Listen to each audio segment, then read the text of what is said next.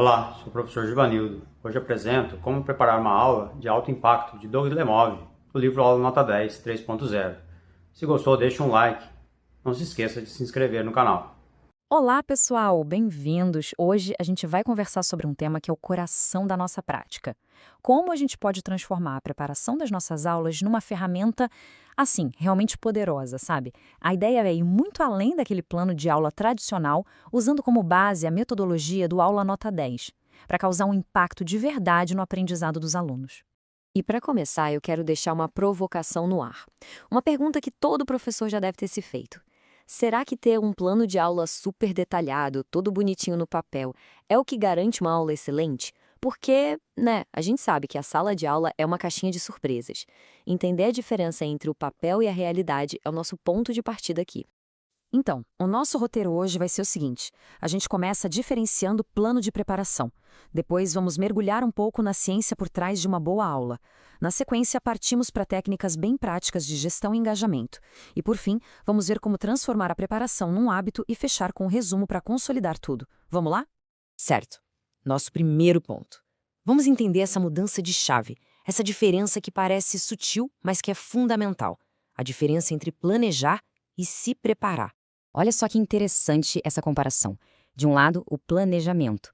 Ele responde à pergunta o quê? É a nossa sequência de atividades, o roteiro do conteúdo, é o mapa. Do outro lado, a gente tem a preparação, e ela responde à pergunta como. Aqui o foco muda. A gente está falando de tomar decisões antes, de pensar em como a aula vai acontecer. É sobre antecipar e se adaptar. E essa frase aqui, ela resume tudo de um jeito perfeito. O plano é o mapa, a preparação é o ensaio mental da jornada. Pensa bem, ter um mapa é ótimo, mas não garante que a viagem vai ser boa, né? A preparação é o que nos dá a confiança para lidar com os imprevistos do caminho, para navegar pela realidade da sala de aula, que a gente sabe, está sempre mudando. Bom, agora que a gente já sabe o que é a preparação, vamos entender o porquê ela é tão crucial. E para isso, a gente vai dar uma espiada no que a ciência cognitiva nos diz sobre o aprendizado e a percepção. Para a gente entender o poder do conhecimento que já temos, vamos fazer um exercício de imaginação. Pensa comigo. E se amanhã o céu amanhecesse verde? Para a gente conseguir sequer começar a analisar esse fenômeno, para pensar numa explicação, seria fundamental saber antes por que ele é azul hoje. Pois é, esse exemplo do céu verde mostra uma coisa muito importante.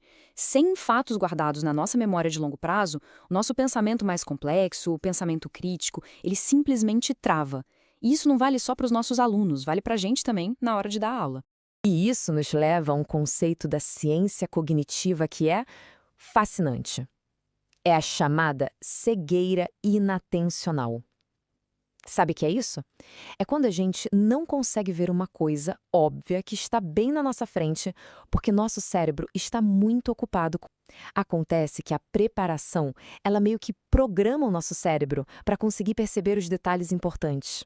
Então, a grande sacada é essa. Quando a gente se prepara de verdade, a execução da aula fica mais automática. Isso libera o que a gente pode chamar de largura de banda mental. E com essa capacidade mental livre, a gente consegue, de fato, ler a sala. A gente consegue perceber a atmosfera, olhar nos olhos dos estudantes e ver se eles estão entendendo e sentir a qualidade do engajamento da turma. Ok, já vimos a teoria, o porquê da coisa toda. Agora é hora de botar a mão na massa. Vamos ver algumas técnicas bem práticas de gestão e engajamento que fazem toda a diferença. Vamos começar com a técnica Faça Agora? Pensa naquele comecinho de aula que às vezes é meio caótico. A ideia aqui é ter uma atividade curta, de 3 a 5 minutos, pronta para eles começarem assim que entram na sala. Isso faz 3 coisas geniais. Primeiro, mostra que o tempo da aula é precioso. Segundo, dá uma janela para o professor resolver coisas administrativas. E terceiro, e talvez o mais importante, ajuda o aluno a virar a chavinha do intervalo para a aula. Outra ferramenta que é um verdadeiro as na manga é o uso de exemplares. O que é isso? É bem simples.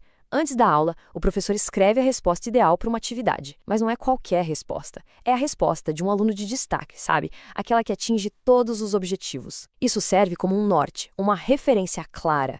E por que isso é tão poderoso? Porque, de novo, libera a nossa capacidade cognitiva. Em vez de ter que pensar, essa resposta tá boa, no meio da aula, a gente só compara o trabalho do aluno com aquele exemplar que já foi preparado. O resultado? O feedback fica muito mais objetivo e a gente consegue focar toda a nossa atenção no aluno e não só na tarefa que ele fez. Certo. Vimos o que é, por que fazer e algumas técnicas. Mas como a gente transforma isso tudo num hábito, em algo que faz parte da nossa rotina? Vamos ver um exemplo de excelência. Vamos pegar o estudo de caso da professora Cristine Torres. Às vezes a gente assiste a uma aula e pensa, nossa, que mágico, que natural. Mas o que esse caso mostra é que essa mágica não é improviso, é fruto de uma preparação muito técnica. Ela anota no plano de aula dela exatamente onde e quando vai usar cada técnica, como, por exemplo, a virem e conversem. E agora, prepare-se para um número que é de cair o queixo, vindo lá dos estudos sobre hábitos. 91%. O que será que significa esse número tão alto? Olha que incrível! 91% é a taxa de sucesso de pessoas que definem exatamente onde e quando vão executar uma nova ação. Ou seja, quando a professora Cristine anota no plano dela que vai usar uma técnica específica naquele momento da aula, ela não está só se organizando. Ela está cientificamente triplicando a chance de realmente fazer aquilo acontecer. A intenção vira ação. Bom, estamos chegando ao final da nossa conversa. Então, para a gente amarrar todas as pontas, vamos fazer um resumo rápido dos conceitos mais importantes que a gente viu. Primeiro, preparar não é só listar conteúdo, é decidir como ensinar. Segundo ponto fundamental, a preparação protege a nossa memória de trabalho, aquele nosso recurso mental que é super limitado. Terceiro, quando a gente antecipa os possíveis erros dos alunos, a gente combate aquela tal de cegueira inatencional.